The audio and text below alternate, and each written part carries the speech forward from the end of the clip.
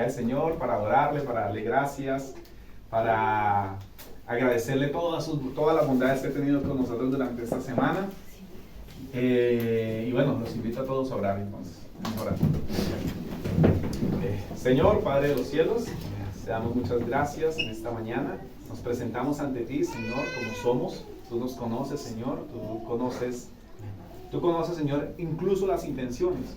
Tú conoces todas las cosas, Padre. No hay nada oculto a tus ojos, delante de tus ojos. Todas las cosas están desnudas, Señor.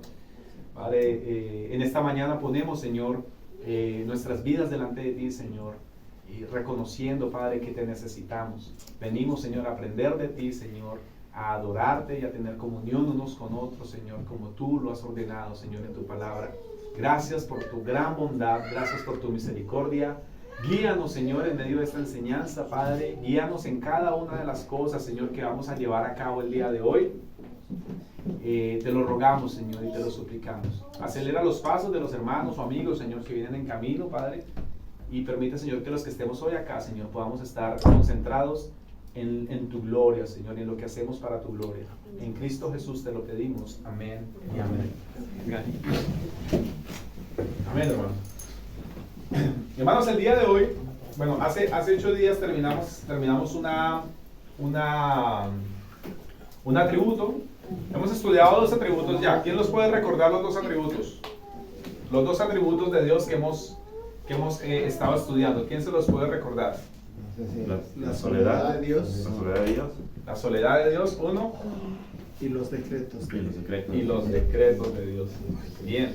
Hace 8 días concluimos, hermanos, en que los decretos de Dios, ¿sí? Que Dios pensó todas las cosas y que Él decretó todas las cosas y que todas las cosas se llevan a cabo conforme a su voluntad, pero que aún en medio de esa voluntad de Dios decretada, Él también le da libertad a las criaturas de que también las criaturas puedan de una u otra manera actuar sin que eso, digamos, distorsione la soberanía de Dios, el decreto de Dios. Entonces veíamos, hermanos, que es una doctrina, digamos, puede ser un poco difícil de entender a nuestra limitación, las limitaciones que tenemos como seres humanos, pero es así, hermanos. Dios tiene el control sobre todas las cosas. Y esta enseñanza, este atributo de Dios, hermanos, deseamos al final de la enseñanza que esto nos lleva a tener en nosotros tranquilidad, paz. El mundo se vuelve, el mundo se revuelve, unos se matan contra otros, hay guerras, hay corrupción, hay perversidad en los seres humanos, pasan muchas cosas malas, pero aún con todo eso el Señor sigue sentado en su trono, gobernando sobre todas las criaturas. Y algún día, hermanos, muy pronto, el Señor vendrá y llevará todas estas cosas a juicio. Y a los que somos sus hijos, nos llevará a un nuevo cielo y una nueva tierra. Esa es la esperanza que nosotros tenemos. Y eso fue básicamente lo que vimos. Cuando entendemos entonces, Dios decretó todas las cosas, de pronto ese decreto tal vez para la gente incrédula puede la gente tener un poco de miedo. Pero para los creyentes eso es una esperanza grande. El saber que Dios jamás ha perdido nada y jamás algo se le ha salido de sus planes. Él es soberano.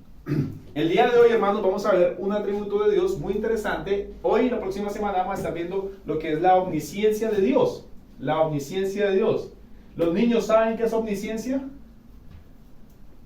En español, bueno, en sueco no sé cómo se dice, pero omnisciencia significa que Dios es conocedor de todas las cosas. Todo lo sabe. Todo. Una vez estaba yo hablando con un familiar y esa persona me dice, le digo, bueno, pecamos todo el tiempo, le digo yo, y me dice, no, sí, pero yo no creo que sea tan pecadora, me dijo. Y yo le dije, bueno, Dios conoce lo que estás pensando y todo lo que has pensado lo conoce. Uy, hasta de eso me tengo que arrepentir. Y le dije, pues claro, Dios conoce todas las cosas, todos los pensamientos, todas las intenciones, en todo el Señor está presente. Dice la Escritura que todas las cosas están desnudas a sus ojos, es decir, que nada se puede esconder. Nada se puede esconder. Él conoce todo lo posible, todo lo real, todos los eventos, todas las criaturas del pasado y las del presente y las que vienen en el futuro. Es decir, que Él conoce nuestros ancestros, Él nos conoce ahora a nosotros y va a conocer incluso a los hijos de los hijos de los hijos de los hijos de los hijos de sus hijos, si es posible que eso suceda. Él ya los conoce, Él ya los pensó y vendrán de esa manera. Digamos, hermanos, que yo me doy cuenta, hermanos, que Arthur lo que hace es como entrelazar en un orden los atributos de Dios, porque empezó con la soledad de Dios, luego empieza con los decretos de Dios y luego ahorita enseña, bueno, Dios decretó todas las cosas y también es muy importante saber de que Dios conoce todo. Dios conoce todo. Nada se escapa de la atención de Dios, nada se puede ocultar, a Dios nada se le olvida. Al Señor nada se le olvida. Aquí nosotros los que estamos aquí se nos olvidan muchas cosas, incluso las copas de servir el vino. Pero Dios, hermanos, Dios sabe dónde están las copas. Dios sabe dónde están las copas. A Dios no se le puede olvidar nada ni se le escapa nada. El salmista dijo lo siguiente: tal conocimiento es demasiado maravilloso para mí. Alto es, no lo puedo comprender. Es decir, que ese conocimiento de Dios sobre todas las cosas es tan extenso que el salmista quedó sorprendido y dijo, no, esto es demasiado maravilloso. Demasiado maravilloso.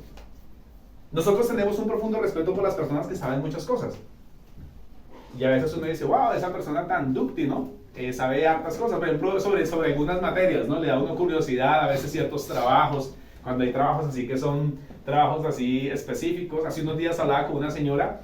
Estábamos trabajando con una señora que la señora fabrica elementos de tipografía, esas máquinas que miden así los terrenos, todas las cosas, y ella ensambla esas máquinas y los microchips de eso se tienen que ensamblar con microscopio.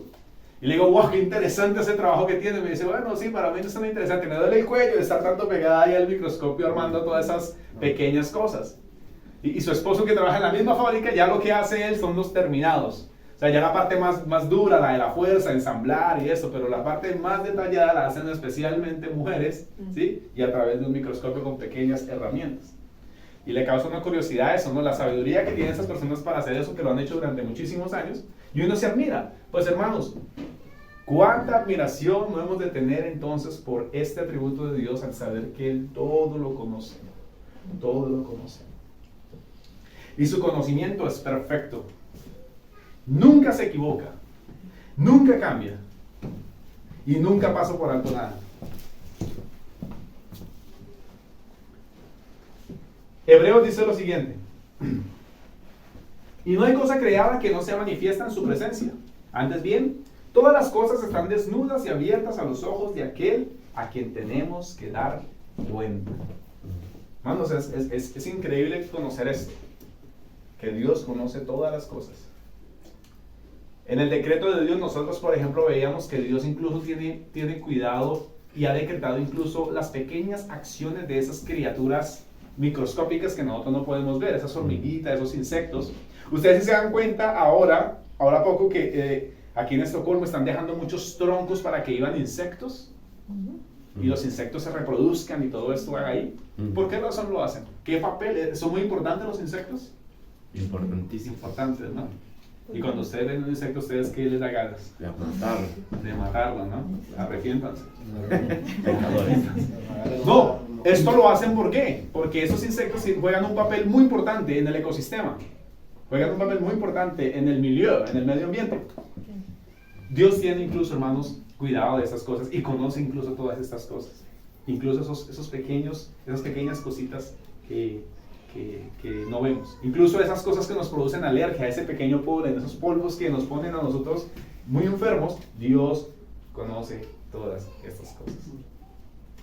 Mira lo que dice el salmista en Salmo 139, verso 2-4, dice: tú has conocido mi sentarme y mi levantarme, has entendido desde lejos mis pensamientos, has escudriñado mi andar y mi reposo, y todos mis caminos te son conocidos. Pues aún no está la palabra en mi lengua, y he aquí, oh Jehová, tú la sabes toda. Amén. Hermanos, esto es muy profundo. Dice, Señor, tú me conoces cuando me siento, cuando me levanto. Tú conoces incluso mis pensamientos. Tú escudriñas todos mis actos, Señor. Incluso cuando estoy descansando, dice ahí, mi reposo, cuando estoy descansando, tú estás ahí. Tú estás ahí viéndome descansar. Todo lo que hago, todos mis caminos son conocidos para ti, oh Dios. Amén. Y mi lengua, dice, cuando tengo palabra, antes de que yo la pronuncie, dice, oh Jehová, tú sabes todo lo que voy a decir. Este es el Dios de las Escrituras. Y por eso, hermanos, una iglesia inicialmente, ¿se acuerdan que una vez, hermanos, cuando nosotros recién iniciamos, empezamos a estudiar esto? ¿Y por qué razón volverlo a repetir? Porque las personas lo olvidan muy rápido y nosotros lo olvidamos muy rápido. Este es el Dios que nosotros creemos, un Dios omnisciente, omnisciente. ¿Y esto qué nos inspira? ¿Qué nos debe inspirar al saber que Dios es omnisciente? Adorarlo. Un Dios que conoce todas las cosas, hermanos, es digno de que nosotros nos inclinemos en adoración. Nos inclinemos. ¿Usted piensa mucho sobre esto, por ejemplo, durante la semana, durante su vida, en el mes, que Dios es omnisciente? Meditamos en esta perfección divina, en que Dios es perfecto, en que Él conoce todo, en que nada está oculto, en que Él le conoce a usted, en que Él conoce, por ejemplo, cuántos cabellos tiene usted, cuáles son sus dificultades, sus pensamientos, sus cargas, su lucha, lo que usted hace en su trabajo. Todas estas cosas están desnudas a los ojos del Señor, incluso su pecado. Y esto, hermano, nos debe llevar a adorarlo, a adorarlo. Amén. Nada puede estar oculto a los ojos de Dios. En Ezequiel 11:5, el profeta, hablando al pueblo, decía lo siguiente: Jehová ha dicho, dice, y las cosas que suben a vuestro espíritu, yo las he entendido. Yo he entendido todas las cosas, dijo Dios. Yo conozco todo. Y en la Biblia encontramos unas escenas bien particulares, hermanos, donde gente quiso ocultar cosas y el Señor las sacó al descubierto. No se las dejó ahí. El Señor no permitió que esas cosas siguieran escondidas. ¿Quién ha visto a Dios? Nadie. Nadie, ¿no? Nadie ha visto a Dios. Él es invisible, pero nosotros ante sus ojos somos completamente visibles, claros. Nosotros no podemos ocultarnos. Ni la oscuridad de la noche, ni cerrar todas las cortinas, ni enterrarse bajo la tierra pueden ocultar a los hombres de Dios. Puede ocultar a los hombres de Dios. Una persona se puede terminar, hermanos, por ejemplo, como sucedió en Chile, a cientos de metros debajo de la tierra, como sucedió con los mineros. Incluso allí el Señor saber dónde están esas personas, qué están haciendo, qué están pensando y cuál es su futuro. El autor dice algo muy interesante. Y esto va mucho en relación a lo que hablamos. Cuando, por ejemplo, nosotros decimos, bueno, el decreto de Dios da una esperanza muy grande, porque generalmente en las iglesias donde no se enseñan estos atributos, la gente dice, a Dios se le salió de control lo que pasó en el Edén y Dios tuvo que tener un segundo plan. Eso es herético. Dios sabía que esas criaturas creadas por Él iban a caer, iban a fallar. Y Él vuelve y toma relaciones y dice, los árboles del jardín, refiriéndose al jardín del Edén, a nuestros primeros padres que fueron creados, dice, no pudieron ocultar a nuestros primeros padres. No, los árboles del jardín. Y cuando yo digo esto, me imagino un jardín lleno, hermanos, de próspera naturaleza, que, como decíamos respecto a los chicos que se perdieron, en la selva espesa, hermanos, tú no puedes ver más de 20 metros. Tú no puedes ver. Si alguien se aleja 50 metros de ti, se puede perder en la selva porque tú no lo encuentras, no lo puedes ver. Hay tanta naturaleza que no lo puedes ver. Y el autor aquí dice, ni siquiera los árboles del jardín pudieron esconder el pecado de nuestros primeros padres. Dios los descubrió. Dios los descubrió. El primer homicidio, que siempre yo hago relación a esto, el primer homicidio en la Biblia. ¿Quién cometió ese primer homicidio? Caín. Caín, ¿no? Mató a su hermano. Ahí nadie lo vio cuando lo mató. Pero Dios estuvo ahí detrás de él viendo lo que le estaba haciendo contra su hermano. Dios fue testigo. Por eso cuando él se interna y el Señor, Dios sale y le pregunta, oye, ¿dónde está tu hermano? No lo sé. Dice, la sangre de él clama y yo escucho su clamor. Has matado a tu hermano. Estaba totalmente desnudo ese hecho a los ojos de Dios. No lo pudo esconder. Tal vez podamos pensar esto, pudo haber escondido la piedra, pudo haber escondido todas las cosas, pudo haber escondido el cuerpo de su hermano y las personas tal vez no hubieran podido encontrarlo, pero Dios supo todas las cosas y dónde estaba él. Ustedes han visto las películas que dicen, no hay crimen perfecto. Y es verdad, para Dios no hay crimen perfecto. Todas las cosas el Señor lo sabe. Todas las cosas el Señor lo sabe. Tenemos a la madre, digamos, de todos nosotros. En el sentido de los que hemos creído por fe, está nuestro padre Abraham, ¿no? Dice el padre de la fe. Y luego está una esposa, que es una señora que era bastante anciana, ¿no? Y llega allí y ella empieza a hablarle, y dice Génesis 18, dice que cuando le dan la noticia de que ella va a tener un hijo, ¿no? Que ella está vieja, pero ella dice, miren lo que sucede ahí, es bien curioso, dice, se rió pues Sara entre sí diciendo, después que he envejecido tendré deleite, siendo también mi señor ya viejo, es decir, burlándose incluso de la vejez de su esposo. Y dice, entonces Jehová dijo a Abraham, ¿por qué se ha reído Sara diciendo, será cierto que él da la luz siendo yo ya vieja? ¿Hay para Dios alguna cosa difícil? Le dice.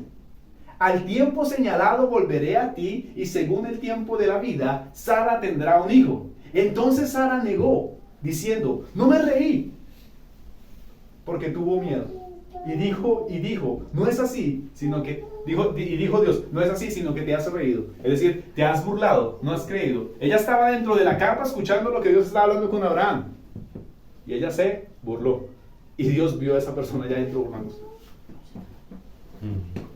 Ahora, ¿quiénes conocen a Acán? La historia de Acán, el hombre que por culpa de ser un ladrón, metió en serios problemas al pueblo de Israel.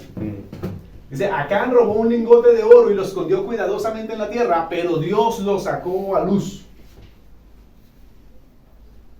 Y el hombre dijo, sí, lo acepto, robé. Era tan hermoso, eran cosas tan bonitas, que yo decidí quedarme un poquito del botín. Y tuvieron que ir por este hombre tuvo que mostrar lo que había cogido. Y Dios mismo sacó a la luz ese hecho, que si no hubiera sido así, eso se hubiera quedado en silencio. Se hubiera quedado en silencio. Tenemos otro ejemplo muy importante de la omnisciencia de Dios en el pecado de David. ¿Qué hizo David? Trató de ocultar todas las evidencias posibles para que no se descubriera lo que había hecho. Sí, él trató de ocultar su maldad. Y dice el texto ahí, Jehová envió a Natán a David, viniendo a él, le dijo, había dos hombres en una ciudad, el uno rico, el otro pobre. El rico tenía numerosas ovejas y vacas, pero el pobre no tenía más que una sola corderita que él había comprado y criado y que había crecido con él y con sus hijos juntamente, comiendo de su bocado y bebiendo de su vaso y durmiendo en su seno, y él la tenía como a una hija. Y vino uno de camino al hombre rico, y éste no quiso tomar de sus ovejas y de sus vacas para guisar para el caminante que había venido a él, sino que tomó a la oveja de aquel hombre pobre y la preparó para aquel que había venido a él. Entonces se encendió el furor de David en gran manera contra aquel hombre y dijo a Natán, vive Jehová, que el que tal hizo es digno de muerte y debe pagar la cordera con 4 tantos porque hizo tal cosa y no tuvo misericordia. Y entonces dijo Natán a David, tú eres aquel hombre perverso. El profeta, hermanos, David le había puesto una cobija a todo lo que había hecho. Al tomar la mujer de otro hombre, mandarlo a la guerra, que fuera asesinado, le había puesto una cobija. Eso es como cuando nuestros hijos o nosotros vamos a hacer una limpieza rápida, o cuando, por ejemplo, las empresas en las que trabajamos, o los jefes que trabajamos a veces nos dicen, eso limpia al ojo. Y entonces se levanta la mata y se mete así la escoba del mugre por debajo de la mata.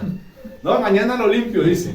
Tengo afán y mañana lo limpio. Pues hermanos, Dios sacó ese polvo debajo de la alfombra de David y trajo al profeta, que el profeta mismo declarara estas palabras. Y con ese furor con que David quería sentenciar a aquel hombre, imagínense, después de haber dicho tal palabra, el profeta le dice, no, aquel hombre perverso, ese hombre eres tú. Ese hombre eres tú. Es decir, que por más que un hombre trate de cubrir las faltas, este atributo de Dios, su omnisciencia, siempre lo va a saber, y Dios, por lo general, siempre saca a la luz las cosas. A la luz las cosas. A nosotros, así como se lo dijeron a David, así como se le dijo a Acán, así como se le dijo a Sara, hermanos, tenemos que tener mucho cuidado porque esa omnisciencia de Dios también está vigilante de nosotros, y dice la escritura ahí, y es debido a eso, hermanos, que nosotros, por ejemplo, nos encontramos con esas personas que dicen ser ateas, ¿no? El ateísmo.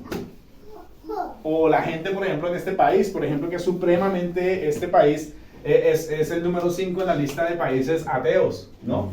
o donde la gente no practica ningún tipo de credo. ¿Por qué la gente lo hace? El hombre, en su pecado, le hierve la sangre el hecho de que exista un Dios omnisciente. Los hombres odian el hecho de que Dios... Guarden el teléfono, niñas. Pongamos atención en estas cosas. La omnisciencia de Dios, hermanos, la omnisciencia de Dios, a los hombres no les gusta la omnisciencia. ¿Por qué? Porque a los hombres no nos gusta que se nos descubra. Entonces, las personas cuando se nos descubre el pecado, pues los hombres, ¿qué quieren decir? Los hombres más fácil, hermanos, es tratar de ocultar la verdad. Y más bien decir esto.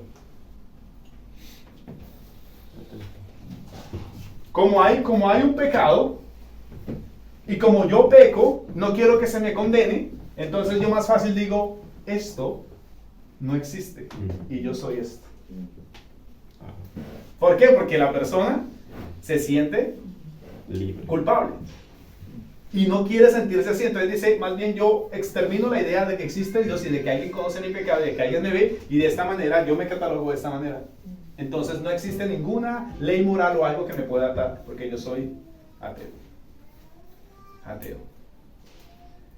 Romanos, el apóstol Pablo dice, los hombres, dice que los hombres, el pecado de los hombres, hermanos, es enemistad contra Dios. Los deseos de la carne es enemistad contra Dios. Pues, hermanos, como los hombres quieren vivir en su desenfrenada carne, pues son enemigos de Dios y por eso se hacen llamar de esta manera. Aunque Spurgeon, respecto a esto, respecto al ateísmo, dijo lo siguiente: el ateísmo es algo muy extraño, dice. Ni siquiera los demonios llegaron a eso. ¿Por qué? Porque ¿qué pasaba con los demonios cuando Jesús iba predicando por el camino? Lo reconocían. Se tiraban al piso. Hijo de David, ¿qué tienes contra nosotros? ¿Por qué has venido antes de tiempo?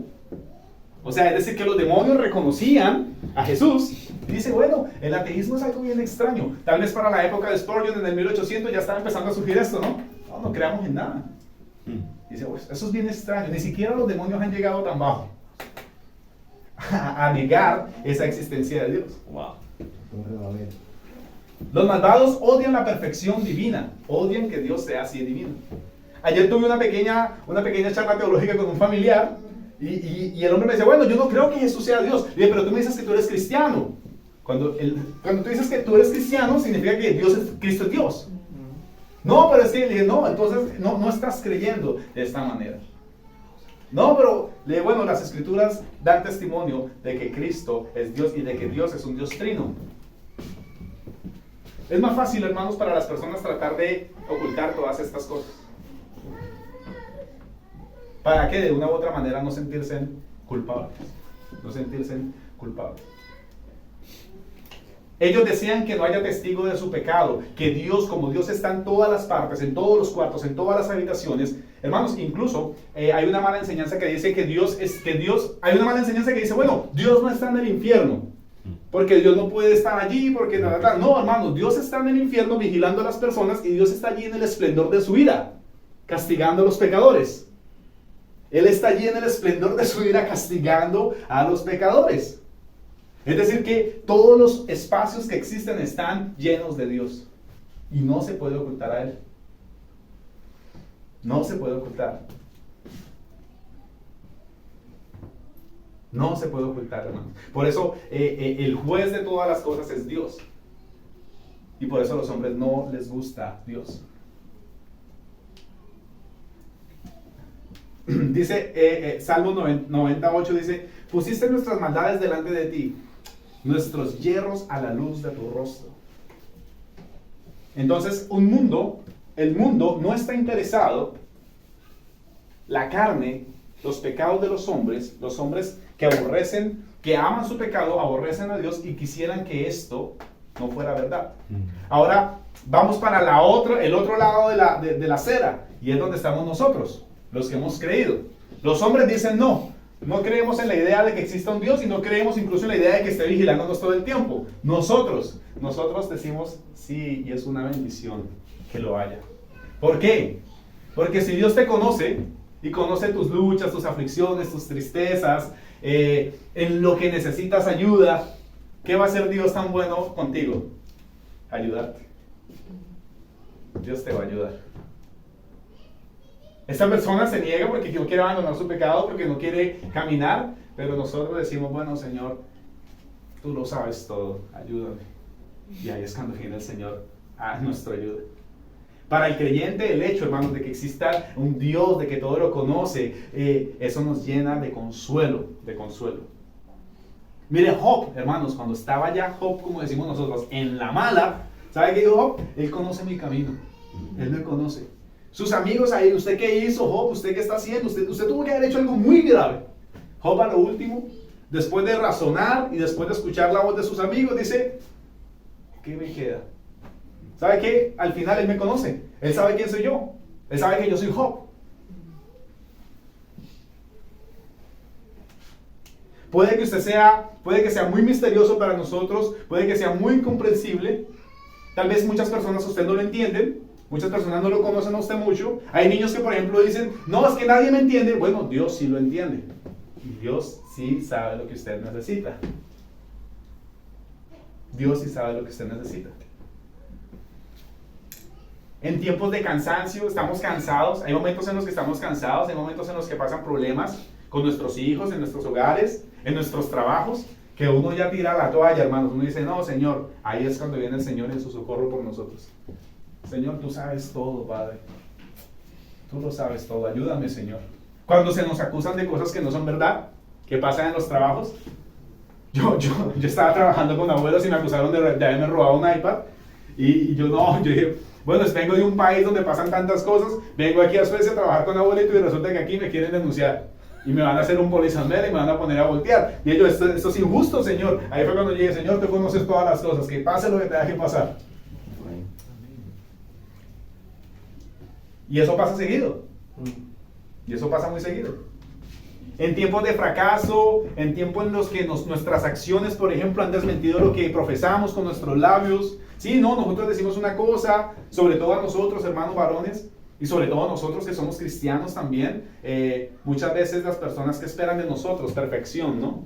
La persona espera perfección, la persona espera, pero, venga, usted cuidadito, usted es cristiano. El caso que les comenté, por ejemplo, de esta mujer desenfrenada en su pecado con su ex esposo, pero cuidadito, usted dice algo porque es que usted es cristiano. Y usted no puede decir eso, y usted no me puede condenar. Las personas siempre están con muchos dedos en frente a nosotros. Y aun cuando todo esto pasa, hermanos, solo nos queda esa palabra que, por ejemplo, Pedro le dijo al Señor. Le dijo, Señor, tú lo sabes todo, tú sabes que te amo. Y eso es un gran consuelo para nosotros. Amén. Dios lo sabe todo, hermano, qué alegría que lo sepa, porque yo sufro mucho con mi pecado, sufro mucho con las cosas que pasan en este mundo. Yo necesito mucho a Dios. Y entonces es la gran diferencia, hermanos. Unos niegan este atributo y niegan a Dios mismo porque no quieren abandonar su pecado, y nosotros más bien lo aceptamos porque eso, hermanos, es la única manera en que nosotros podemos caminar. Pasan tantas cosas. Ustedes no se dan cuenta, hermanos, todos los problemas que resolvemos, todos los problemas que se nos presentan durante la vida. Los problemas que usted solucionó hace un mes, hoy tiene usted otros. Todo el tiempo la vida es un desafío, todo el tiempo pasan cosas nuevas. Todo el tiempo necesitamos de este Dios que todo lo conoce. Ayer se rompió la lavadora. Señor, tú lo sabes todo. Tú lo sabes todo, Señor. ¿Qué vamos a hacer para lavar la ropa? Así es, hermano, incluso en esos pequeños detalles. Y aquí, hermanos, eso surge también con la pregunta que hablábamos hace unos días con el hermano Patricio aquí, que hubo un espacio bien bonito de preguntas, bien interesante, y es de que ¿cómo entendemos esto de que Dios lo sabe todo en la oración? Sí, por ejemplo, nosotros llegamos a ese punto, ¿no? Como a pensar un poco en el hecho de, bueno, Dios conoce todo, ¿no? Y Dios decretó todo, ¿sí? ¿En dónde cabe la oración en un Dios que todo lo sabe y que todo está decretado? ¿Por qué orar? ¿Sí? Y resulta, hermanos, que al tener nosotros este Dios todopoderoso, este ser divino, perfecto, que conoce todas las cosas, con mucha más confianza, hermanos, vamos a venir en oración y vamos a orar. Porque Él conoce todas las cosas, todas las peticiones.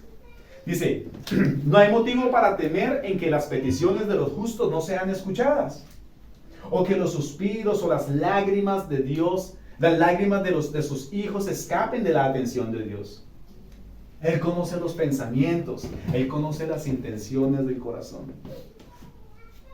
No hay peligro, hermanos, en este Dios que lo conoce todo, de que usted se escape.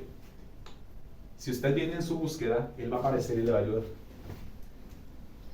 O sea, Él nos conoce tanto, hermanos, que incluso Él desea esto, que nosotros vayamos y supliquemos a Él, y Él en ninguna manera, hermanos, nos va a desechar. Él puede poner atención a millones al mismo tiempo. Hay veces que hay personas que dicen, por favor, espera un momentico, no me distraiga porque no me puedo concentrar en lo que está haciendo. Eso no pasa con Dios. Amén. A veces estamos haciendo algo y por favor necesito silencio, porque no me puedo concentrar en lo que está haciendo. No, hermanos, Dios escucha todos los susurros de sus hijos. Ustedes han escuchado que hay personas que dicen, bueno, por favor no me pongan a orar porque yo soy malo para orar. ¿Han escuchado eso? Hermanos, no me pongan a orar porque yo casi no sé mucho orar. Pero miren, hermanos, que incluso esos gemidos, ese lenguaje inapropiado, a veces cuando oramos, Señor, esa limitación que tal vez queremos orar algo y decirlo y no podemos decirlo, hermanos, incluso Dios conoce ese anhelo de esa persona y lo que quiere esa persona decir. Dice un autor, ustedes se emocionan con los balbuceos de sus bebés, Dios se emociona con los balbuceos de sus hijos. Cuando el niño está diciendo algo y todo el mundo, uy, emocionado, ya está aprendiendo a decir esto. Pues hermanos, cuánto más no se goza Dios de estas cosas. En Isaías, en la promesa del nuevo cielo y la nueva tierra, en Isaías dice el Señor ahí, antes de que clamen, yo responderé. Y mientras aún hablan, yo ya los he oído. Es increíble, hermanos, esta omnisciencia de Dios. Esta omnisciencia de Dios. Dios conoce todas las cosas, mis hermanos. Y esto es algo que nos debe poner a pensar mucho, hermanos, porque incluso Dios conoce las intenciones. Amén. O sea, lo que usted maquina por dentro, Dios lo conoce.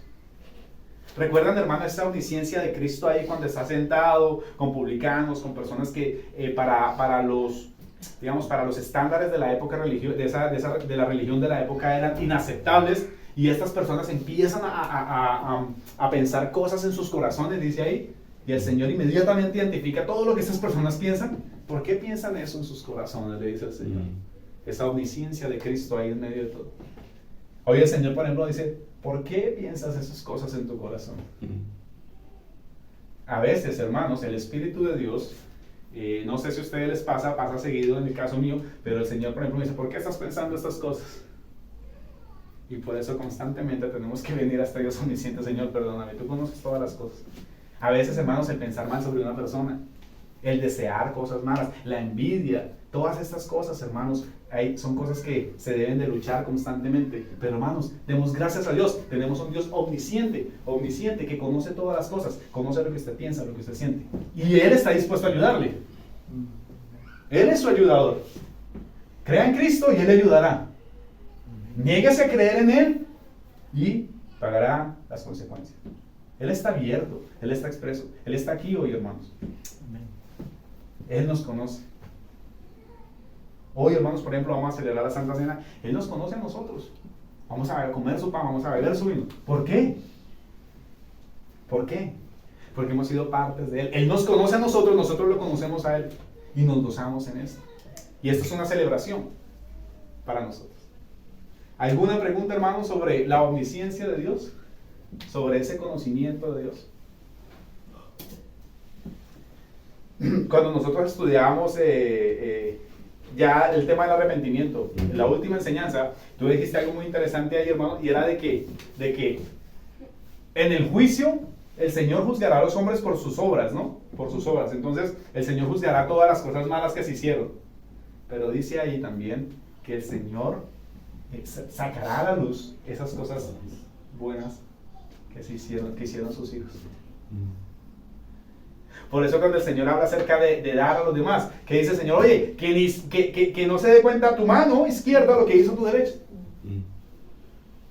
El Señor sacará todas esas cosas después. Vamos a ver cuántos créditos, como los niños cuando juegan, vamos a ver cuántos créditos, cuántas vidas tengo. Pues hermano, estas son las cosas que el Señor incluso sacará a la luz por su omnisciencia.